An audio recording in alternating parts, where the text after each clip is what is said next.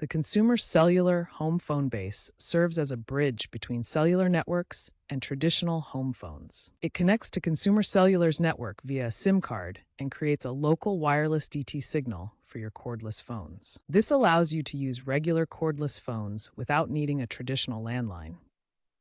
Think of it as a cellular gateway, letting you make calls over the cellular network using familiar handsets. A major benefit of the home base is that it utilizes the already widely available 5G networks to improve call clarity and reduce latency.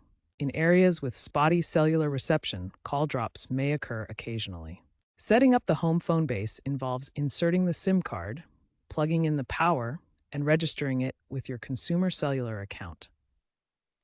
Most bases have an RJ11 port for wired phones, an Ethernet port for optional internet backup, a USB port, and a power input. For voicemail, the system uses Consumer Cellular's cloud-based service. You can access messages via the phone's keypad, a paired app, or the web. Other features like caller ID, call waiting, and three-way calling are also supported and routed through the cellular network. The base now supports eSIM technology for easier setup. Also, there have been firmware updates made to make the process over the air for automatic updates.